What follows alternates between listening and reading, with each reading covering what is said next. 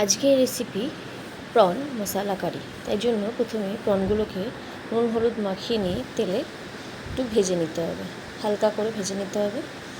ভেজে এবার তুলে রাখবো। এবার ওই তেলের মধ্যেই একটু আলু টুকরো করে কেটে সেগুলোকে ভেজে নেব।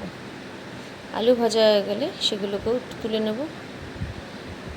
এরপরে মিক্সির জারের মধ্যে পেঁয়াজ আর নারকেল কুচি করে রেখেছি, ওগুলোকে ঘুরিয়ে একটা মশলা তৈরি করে নেব। এরপরে কড়াইতে তেল দিয়ে জিরে, তেজপাতা, শুকনো লঙ্কা ফোড়ন দিয়ে ওর মধ্যে পেঁয়াজ আর নারকেলটা দিয়ে দেবো বাটা। এরপরে হলুদ, নুন, জিরে গুঁড়ো, লঙ্কার গুঁড়ো মশলাগুলো দিয়ে গুঁড়ো মশলাগুলো একটু নাড়াচাড়া করব, দিয়ে ঢাকা দিয়ে রেখে দেবো।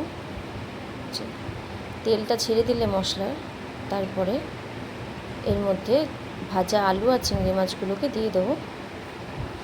দিয়ে একটু শুকনো করে আগে নেড়ে তারপর এর মধ্যে জল দেব। পরিমাণ মতো জল দিয়ে একটু নেড়ে চেড়ে আবার ঢাকা দিয়ে রান্না করব। গ্রেভিটা ঠিক হয়ে আসলে তেলটা ছেড়ে দিলে উপর দিয়ে একটু গরম মশলা ছড়িয়ে নামিয়ে নেব। ব্যাস রেডি আমাদের প্রন মশলা কারি।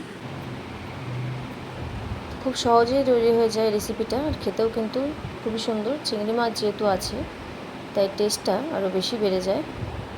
আপনারাও বাড়িতে ট্রাই করুন। আর ভিডিওটি ভালো লাগলে চ্যানেলটিকে অবশ্যই সাবস্ক্রাইব করে দেবেন।